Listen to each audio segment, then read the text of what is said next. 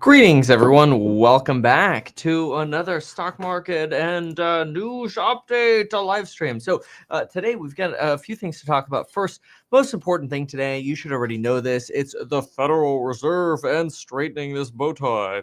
The Federal Reserve is going to make the most news today and make the most waves. Really, I talked about this a little bit in the Alpha report this morning.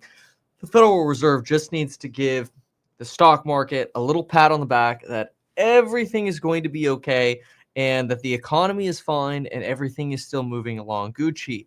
Any kind of sign that they show nervousness around what's going on in jobs reports, which I really don't expect them to do because it would really just self-fulfill pain, is something that would not go over very well with the stock market, especially with risk assets, and you might see some profit taking coming a little faster. At the moment, markets are expecting a 98.6% chance of rate cuts. So in other words, we're going to get our 25 basis point cut. It's extremely rare for the Federal Reserve to try to rug pull here. And so we're going to get our 25 BP cut. In January, we're looking at a 19.2% chance of a cut with only a 45% chance of a cut in March. So in other words, markets start getting really uncertain about what kind of rate cuts to expect in 2025 at all. It looks like markets are really only pricing in maybe an additional 2 rate cuts for all of 2025. Think about that for a moment. Just 2 over 8 different meetings. That's all the market is pricing in right now. So you actually really have this potential for markets to be underpricing how much the Fed is going to cut, because that does seem like it's certainly on the low side. But we'll see. You know, it depends what kind of signal the Federal Reserve wants to send. If they want to send a signal of hawkishness and that everything is great, fine. Maybe they'll only send us a sort of a 2-cut example, right? Or 2-cut SEP, Summary of Economic Projections. And that's going to be the big thing to look forward to, as well as what's said in the Summary of Economic Projections. Obviously, I'll be live at the time, so we'll be covering it. But really, when it comes to Fed outlook, I think just a few bottom lines to write down. 98.8% chance of a 25 today. After that, you're looking at only 2 rate cuts priced in for 2025.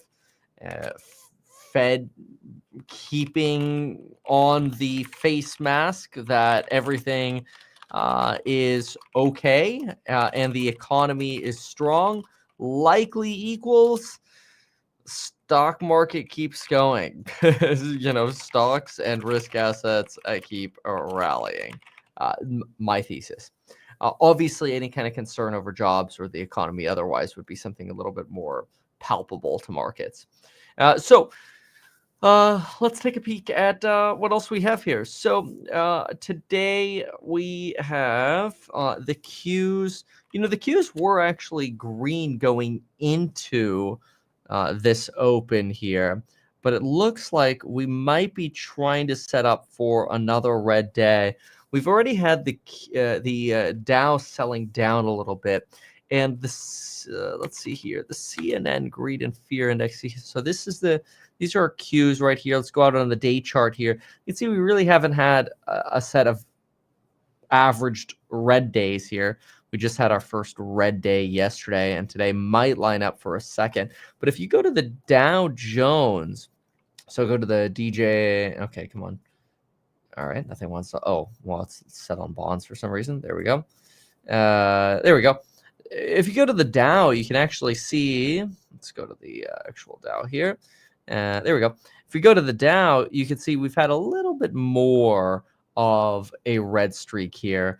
We are now looking at red for 1, 2, 3, 4, 5, 6, 7, 8, 9 days in a row ending yesterday.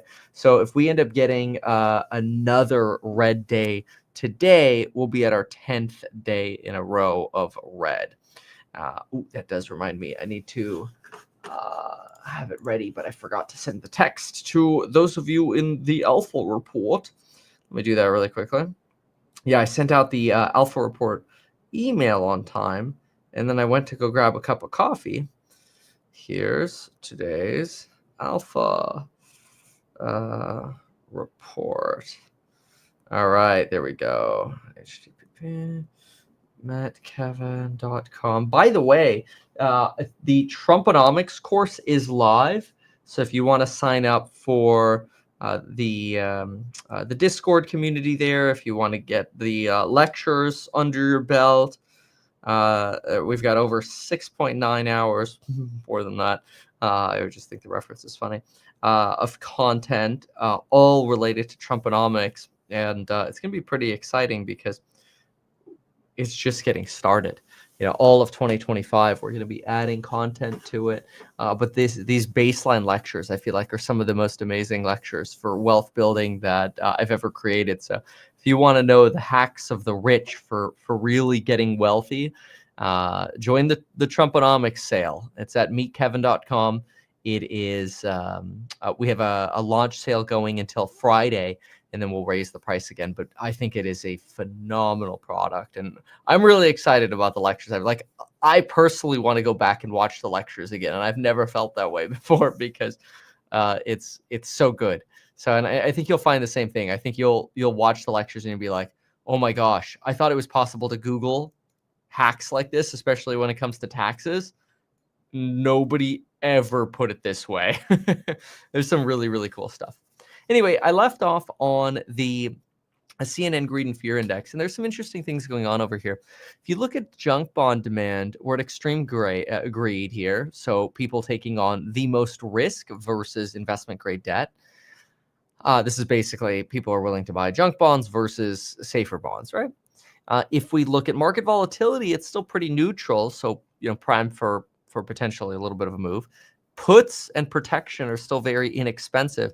But look at this. Stock price breadth has moved now to levels of extreme fear. We have not seen these since really July.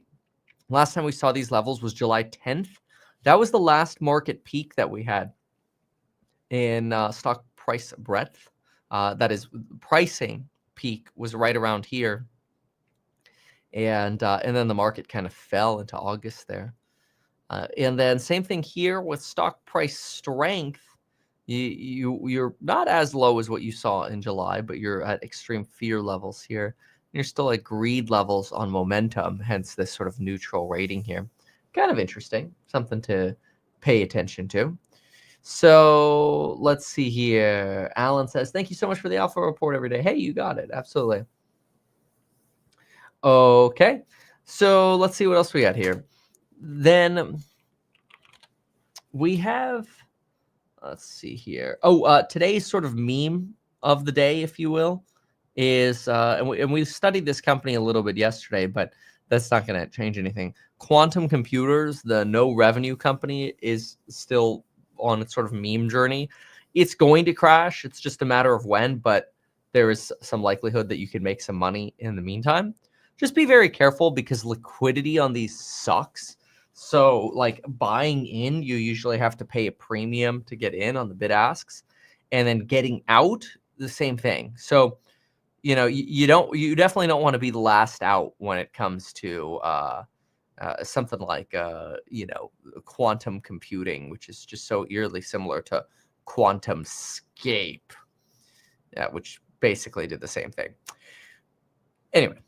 So then what else we have? We have 5 minutes to the opening bell. We've got Luigi still trying to find out if the McDonald's employee is going to end up getting the $60,000 reward for reporting him after overhearing customers talk about the eerie resemblance of that guy over there, which apparently there's some talk that Luigi even realized that he was being talked about and just almost sort of invited it. And then, of course, there's a lot of talk about how the attorney who's representing him is the wife of the attorney representing Diddy. Diddy, P. Diddy, baby. Then you've also, I thought this was kind of remarkable. If you haven't heard, George Stephanopoulos, after ABC lost and had to pay Elon Musk $15 million, actually $16 million. It's $1 million in attorney fees and then $15 million towards the Presidential Foundation and Museum for Trump. George actually deactivated his account on X. He had 2.3 million followers, and ABC had to issue a public apology. And now Donald Trump is suing the Des Moines Register for, showing him losing in Iowa, which is a state he never loses. Kind of interesting. At the same time, you've got Elon Musk freaking out about F-35s and how they're a waste of money and how we should just be using unmanned aerial vehicles, aka drones. But also, interestingly, you have the likes of Lockheed Martin and the government responding, going, oh, by the way, our F-35 can actually command a bunch of drones around it. So the F-35 is actually kind of like a command center. Okay. Anyway, you can kind of see what's going on here with Lockheed Martin stocks roughly since the election. Let's zoom out on the day chart. Yeah, look at this. Oh, well, they did have earnings, so they've really been falling since earnings here. The election helped for a few days, but honestly, you've been down since the election quite a bit.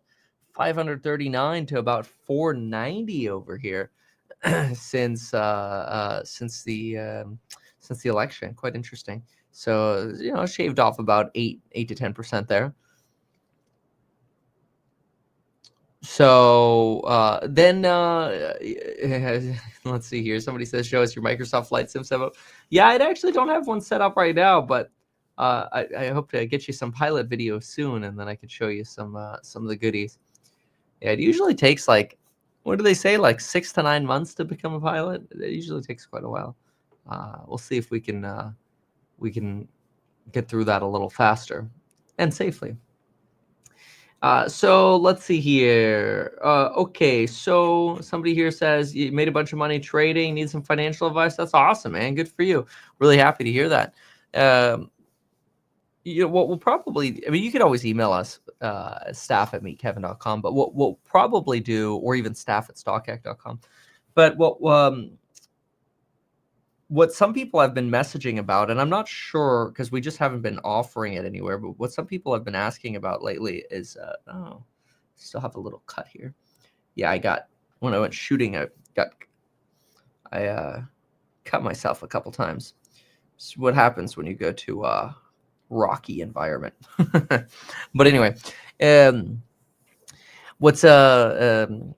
oh, well, we got the bell coming up. What's interesting is what we might bring back, which we just haven't had in years, frankly, is some kind of pay to just be on the phone with Kevin for 20, 30 minutes or whatever. Kind of like Ben Malla does. He seems to enjoy doing that. So we might do that. I'm not sure, but if that's something you're interested in, you can always email us. But for now, it's not something we're pitching. After all, we have the Trump launch sale going on at meetkevin.com. So that's the biggest priority right now. Anyway, let's listen to the bell and we'll keep going. Proliferation of EVs in so many markets. Right. I mean, cheap yes, EVs. And they have got these things remember, it's going to be a real battleground in Mexico. We got to figure out what Mexico's really going to do and what kind of tariffs they're going to put on. I don't know. They're getting away with murder. They really are. They're getting away with wiping out industries all over the world. And there's only one guy who actually stands up to them. And even he was saying that he has a good relationship with Xi. And that is President-elect Trump.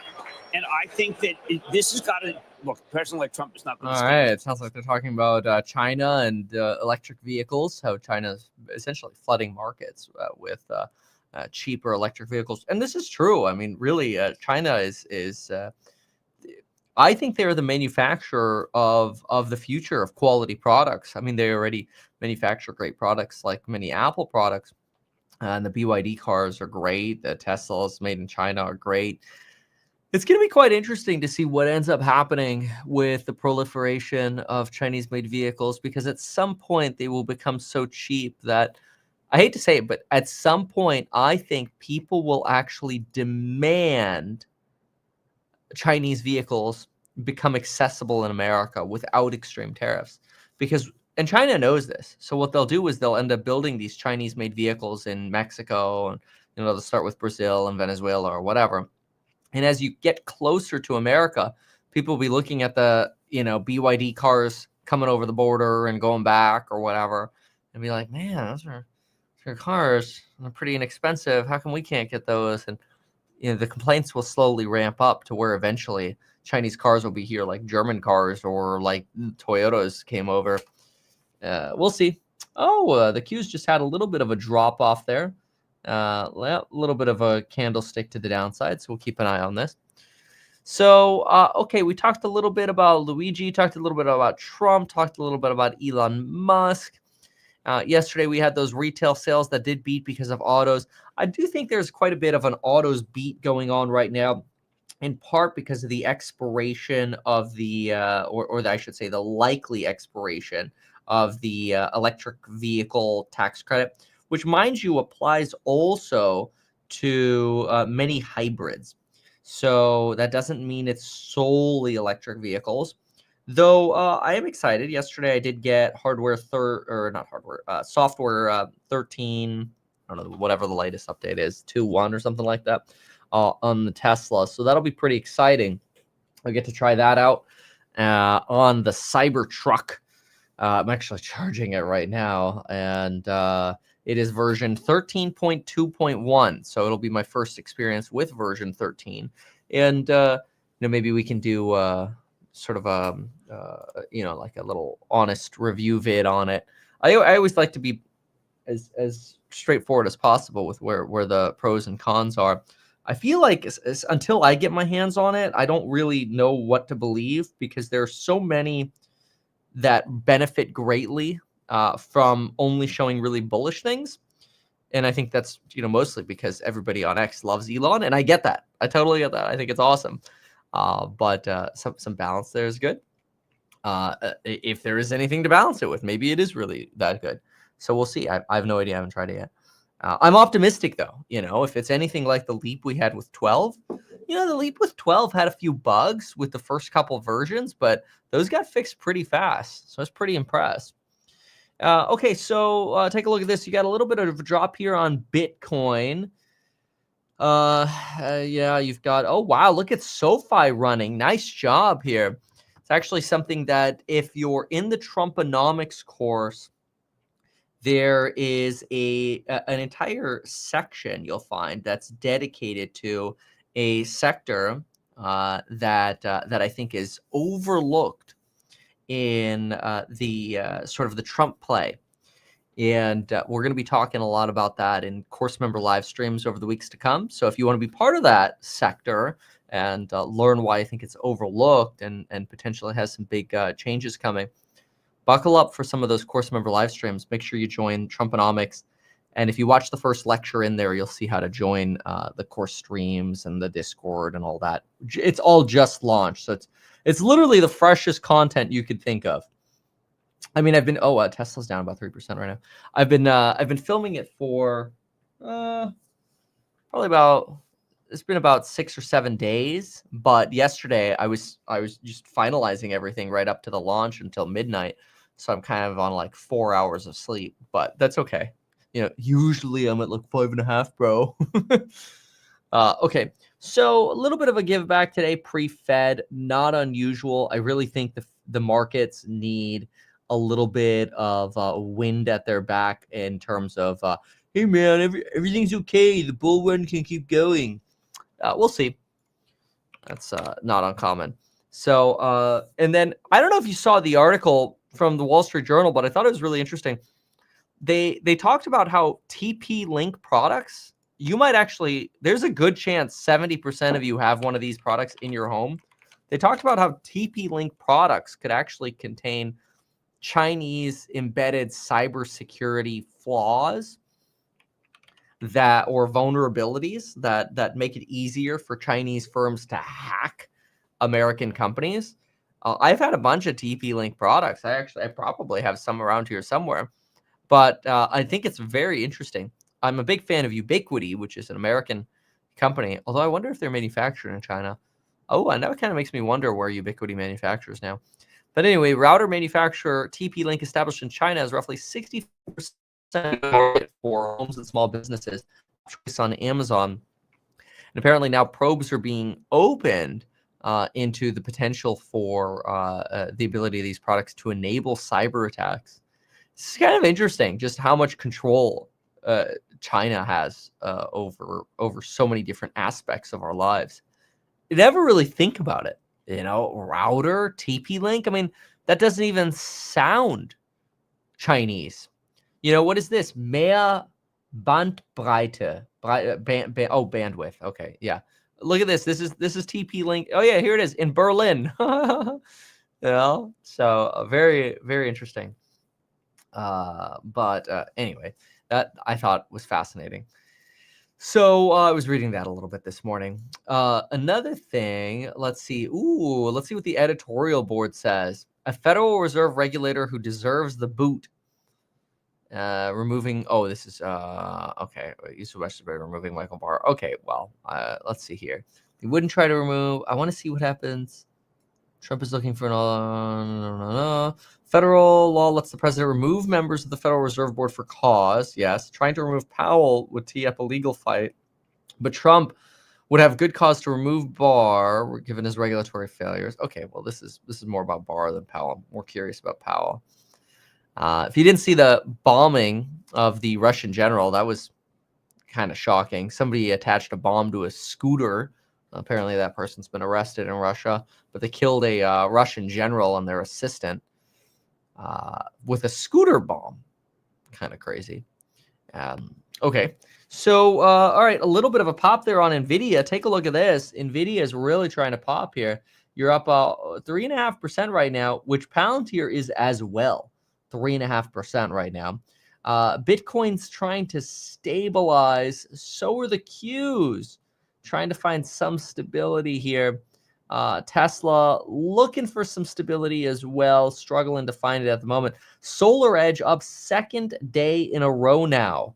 I personally don't like SolarEdge. They got rid of their battery division we discovered in the course member live stream yesterday when we were doing some analysis on them. They honestly, their margins are complete trash, which makes sense because the battery business is the biggest margin driver. And really, I think their competitor, Enphase, is a much better product. Somebody here donated $1.99 to say, can you talk about the FOMC meeting today? Well, it was the very first thing I talked about in this live stream. So if you scroll all the way back to the beginning, you'll get your FOMC talk. Or if you're a part of the Alpha Report, which is free, you would have also seen that. And you would have seen me talk about how this is continuing to meme today. And sure enough, it's continuing to meme. Quantum computers. But I don't think this will be sustainable, whereas I actually think SolarEdge's run here could help Enphase push over $75. And I think when Enphase breaks 75, I think you're really going to have a potential move here towards the $100 range, absent some sort of larger market correction. If for whatever reason Powell dumps on the market today, it's obviously going to be a little harder for even something like an Enphase, which I think has a great value potential to run. So there's always going to be a limit if the entire market's going poopy. But I really don't see that happening today. I see a Fed that is likely to status quo us today, which if they're anything like they were during the last press conferences they gave, Fed meetings or whatever, they're likely to just tell us, hey, you know what? Everything is fine. There's no problem and nothing to see here. That's my guess. And it really doesn't surprise me that that's what you're going to get because, again, the Fed wants to have this sort of veil on of everything is fine because as soon as they say something's wrong, they're just going to, self-fulfill a problem. And you don't want that. Okay, so let's see here. What else? Oh, we did have housing starts come out this morning. Let's take a peek at those. And let's see what some of that data reveals. So housing starts came in weak. They were expected to come in at positive 2.6%, came in at negative 1.8%. Building permits came in way higher, though. They were expected to come in at 1%, came in at 6.1%. That's pretty good. That's actually somewhat bullish. It means more people are, applying for permits for next year. Not necessarily starting yet, which isn't uncommon during the season, but at least they're starting to pull the permits, which is good. Then there's also a lot of talk about how the Federal Reserve shouldn't be cutting today. How by the Federal Reserve cutting, they're actually overcutting and over loosening. A lot of those arguments hinge on this idea that the Federal Reserve is directly responsible for this euphoric rally, and to some extent they kind of are. Federal Reserve is expected to cut 25 basis points. The only other time this century that the Fed has reduced rates to the current extent when the S&P has been performing as well was in 2007. Ooh, great comparison. Disclaimer, we're not entering another global financial crisis, but a Martian coming to Earth and simply looking at what the stock market has done and how the Fed is responding might be forgiven for thinking so. Okay. The chart below shows a scatter chart of the trailing 4-month returns of the S&P 500 versus subsequent net moves in the Fed over the next 4 months. There are the fewest dots in the bottom right quadrant, and this is when the S&P 500 has a high return and the Fed is cutting. Generally, the Fed does not cut rates when the stock market is up. The red dot shows the latest point, assuming they cut 25 basis points today. The combination of these cuts over the last few months was the closest we had in 2007. Despite increasing signs that there was trouble brewing in 2007, the S&P 500 rolled merrily on until finally topping out in October. Well, we're way past that. I mean, we're still topping in December here. Trailing 4-month S&P 500 return was over 7%, and the Fed went on to cut another 175 by February. Increasing signs of froth in the market. Trump is re-energizing animal spirits. The economy is not in bad shape. Another cut right now is not required, but that is very likely to happen, and things are set to get frothier yet. Yeah, I kind of agree with that. It is very similar to 2007, but not only is it very similar to 2007, it's something where you look and go, oh, okay, well, you're probably just going to kind of keep the rally going for at least the time being. S&P 500, the NASDAQ 100 is recovering a little bit, and the meme stock of the day continues its rally. Pitched it this morning in the Alpha report, and then we also talked about it in the course member live stream yesterday. So not part of that course member live stream yet. Make sure you get to be part of it. You get lifetime access to those course member live streams. So every time there's something going on in the market, and you want to talk to me directly about it and analyze it directly with me, you get that lifetime access. You pay once. Go to meetkevin.com and get the Trumponomics course. It's on sale, on the launch sale that ends Friday, and then we'll have another pretty large price increase. And but yeah, you pay once, you get in forever. It's a pretty good deal. Anyway, so NASDAQ 100 recovering here. We've got Bitcoin recovering, not bad. SolarEdge, Enphase holding on. Is Tesla recovering? They are from about 3.5% to about 2.3%. Somebody here donated tell me to look at EOSE for a peek at some batteries. EOSE Energy. Looks like you got another memer over here. This is a less than $1 billion market cap company. Okay, so yet another meme bump it is. Okay, let's take a look at some of their financial information and see what these people have for us. So here is a company. Okay, also with no revenue. Fantastic. Why do y'all send this stuff? Look at this. Revenue in thousands, $854,000. So less than $1 million in revenues. Yet it costs them $54 million to sell us that $850,000. Fantastic. Then they're writing down plant, property, and equipment. They took a loss of what? Change in fair value of derivatives. Oh, okay. They took some big warrant losses. $342 million loss. Man, this is just like shareholder destruction over here. This is terrible. But again, this is the stuff that sort of momentum's up because it's a low value market cap. is there any real potential? I don't know. They got $23 million in cash. Call it 25 here. About 3 in receivables. But I've got, oh my gosh, dude, they're out of money. Oh my gosh, dude. They need to issue shares like ASAP. They have $61 million in bills to pay. Oh, I'm sorry. 1.7 plus, no, contract, all of these. They have $75 million in bills to pay over the next 12 months. And they have how much to be able to pay that? Like $25 million. So they need to somehow come up with $3 for every dollar that they have. And right now they're selling $875,000 worth of stuff, and they need to come up with $50 million over the next 12 months. Now, because the stock has momentum, maybe they could just issue a bunch of stock, but that creates some really big risk. I'm not saying don't, buy it and try to play the meme, which is fine. Play the momentum, but just know this innovative microgrid commercial and industrial application for intellectual property with multiple patents covering battery chemistry and energy block configuration, whatever all of that means, is producing zero money. And they're literally telling you that they have a going concern, which means they might go bankrupt. Oops.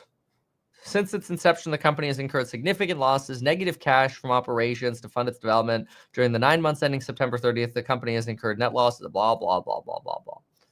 Trying to enter new credit facilities, blah, blah, blah, blah, blah.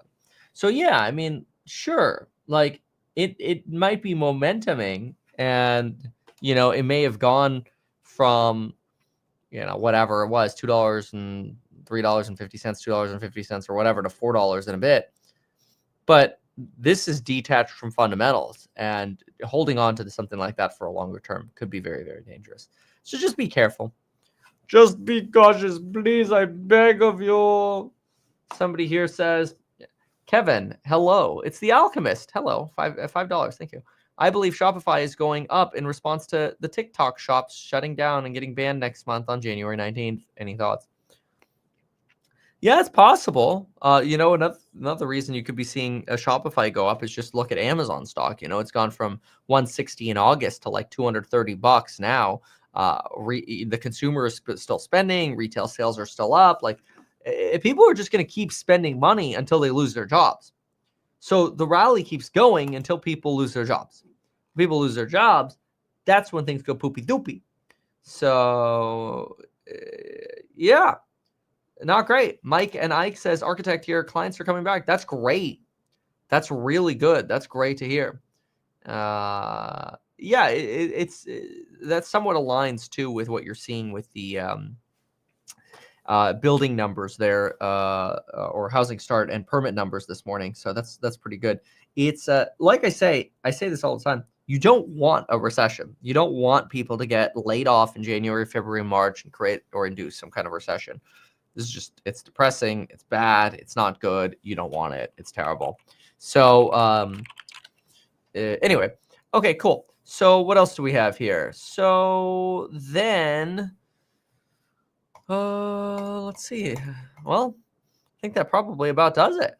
Probably about time to head on over to a course member live stream, eh? Let's take a look at some additional news quickly just to see what else there is. Remember, go to meetkevin.com. Get that Trumponomics sale. This is what it looks like. You're promised to see the best pricing now forever, guaranteed. So if you want that best pricing, get into it now. You get stock trade alerts, wealth building strategies, the course member live streams. The lectures that are in this, I think, are revolutionary on entity, expense management, real estate analysis, business growth secrets, critical tax strategies under Trump, before Trump. I mean, the stuff that's in here, I think, is so good. I'm really excited. And more lectures will be coming as we get more details on Trump's plans. So see those over at meetkevin.com. That said, let's see what else we have here. We know Brazil's currency sell-off is having a little bit of an oopsie-doopsie thanks to fiscal issues with the Lula. And what else do we have? Sam Altman-led nuclear power startup signs major AI power deal. That's his company, Oklo. They had earnings, and they've kind of been falling after earnings, but I think they're actually rising today in part because of that deal that they signed. Let's take a look at it here. Oklo, yeah, Oklo's up 17% today. Now, this is another money-losing company that does have the reputation of Sam Altman behind it. You can see when they issued earnings, they've kind of been bleeding a little bit since then. But now it looks like they have signed a deal, a 20-year agreement with Switch Inc., a large privately held data center operator, to build reactors for them in New York State. Well, good luck with the regulation and good luck getting those reactors built. Their goal is to get their first reactor out in 2027 or 2028, which is, let's just say, a little bit out there in terms of timing. And, what happens is if we overbuild our electrical infrastructure between now and then, it's just going to be a lot more desirable to, I hate to say it, but just sort of like keep fracking or burning oil than spending really expensive or throwing good cash at really expensive nuclear energy. No guarantees. In the long term, I think it is the most sustainable path. I'm a big fan of nuclear. I just think some of these micro reactors they're talking about are a little far-fetched at this point. And I don't know that just because we can go from big data at OpenAI, we can go to nuclear reactors. But hey, whatever. We've also got what else? RoboHack.ai I think the wire deadline for that is tomorrow. So if you have not sent yet for RoboHack.ai, the robotics opportunity and the fintech opportunity we're looking at, these are, in my opinion, really big opportunities. So if you haven't heard about that yet, go to RoboHack.ai. Wire deadlines tomorrow on that. If you're already in as part of the small group of investors that we're able to accept, make sure you send your funds. Otherwise, if somebody new comes along and you haven't funded yet, you're going to get the boot. Okay, thanks so much for being here, folks. We'll see you all on the next one. Goodbye, good luck. Let's get to the course member live stream.